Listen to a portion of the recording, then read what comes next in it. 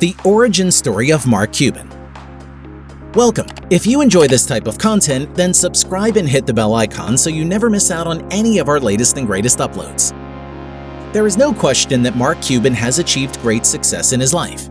He is a self-made billionaire and he has turned his passion for business into a successful career. But how did he do it? Certainly it wasn't easy. It took him years of hard work and determination to achieve his goal of becoming a billionaire, but in the end, he did it. It doesn't matter how many times you fail, you only have to be right once, and then everyone can tell you you're an overnight success, Mark Cuban. That said, we believe success leaves clues, so we've decided to explore Mark Cuban's story of success to see what his journey to the top reveals. As such, in this video, we will explore how Mark Cuban got started with business and what his first big break was that propelled him into stardom. We will also look at some of the challenges he faced along the way and some of the clever ways he overcame them. So if you're ready to learn from this iconic entrepreneur and investor, let's dive right in. How Mark Cuban got started with business. Originally from Pittsburgh, Pennsylvania, Mark was the son of a working-class family that wasn't always supportive of his aspirations.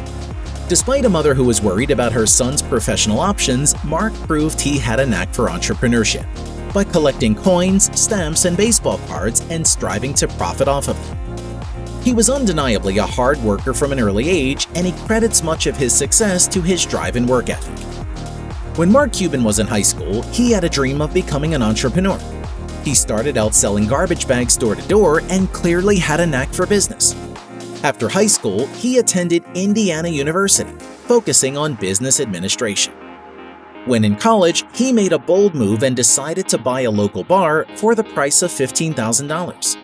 He used his business skills to turn the bar around and make a profit, making it one of the most popular college student hangouts in the town. This was his first big break in the business world, and it showed him that he could be successful if he put in the hard work. The challenges of becoming an entrepreneur. Of course, no journey is without its challenges. And for Mark Cuban, there were plenty of them. After struggling to secure a career after college, he decided to go out on his own and start Broadcast.com with a fellow friend and alumni, Todd Wagner, which was an online video and streaming platform. He used the proceeds from the sale of his first technology company, Micro Solutions, to fund this endeavor. He struggled to make ends meet as he poured money into his business without seeing any return for quite some time. But by taking risks and pushing himself outside of his comfort zone, Mark Cuban finally started making some headway. The idea of streaming was quite new in the year 1995, and many people doubted its potential. Critics and naysayers said it was redundant since there was already access to television and radio.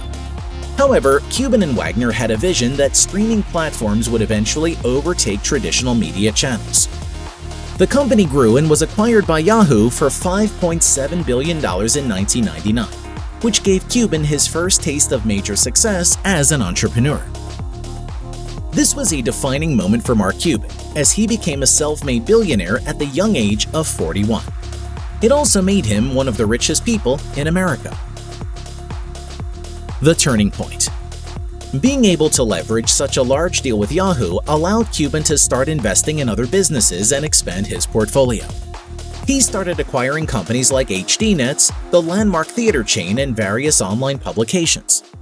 But it was his investment in the Dallas Mavericks that turned out to be his most successful venture yet. In 2000, he purchased the team for $285 million when it was on the brink of bankruptcy. He has since turned the team around and made it one of the most successful in the NBA. As a result, Mark Cuban's net worth has grown an estimated $4.6 billion. Mark states that it had never crossed his mind that the Mavericks were a business investment, and that the profits were a natural progression from following his passions and interests. He then joined the Shark Tank TV show in 2011, which was what propelled him into stardom. He became one of the most successful investors on the show and has invested in more than 85 different companies through Shark Tank. In addition to this, he has also been a consistent fan favorite and continues to appear on the show every season. Clearly, Mark Cuban is a testament to the saying, "Hard work pays off." He is living proof that if you have a dream and are willing to put in the hard work, anything is possible. Each incremental step he took in his career was a stepping stone to the next opportunity. I do Shark Tank because it sends the message to kids and entrepreneurs of all ages that if somebody from a small-time town in Idaho or North Carolina can find their way onto the carpet to pitch to the sharks, then anybody can. Mark Cuban. Mark Cuban's Success Insights. Mark Cuban's background in the ever-changing field of technology has taught him to value education above all else. From watching tutorials to listening to podcasts to reading books, to talking with top experts, he has a voracious appetite for learning. In order to be successful in business, Cuban also believes that you need to take risks and put yourself out there. He's not afraid of failure and knows that it's an important part of the learning process. He uses a competitive metaphor to remind himself and others how important it is to give your all and stay consistent in your dedication to your dreams. In the world of technology and business, innovations are constantly happening, and the only way to stay ahead of the curve is to always be learning.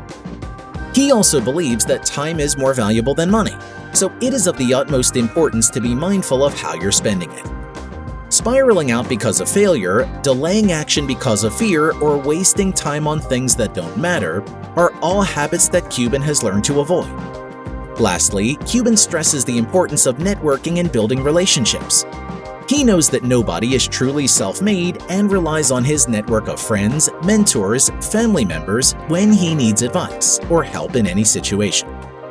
He has strategically built a network that he knows will help him every step of the way and aligns with colleagues that he trusts and respects. And with that, we've reached the end of this video all about the origin story of Mark Cuban. If you enjoyed this video and found it helpful, don't forget to leave a like and subscribe for content just like it.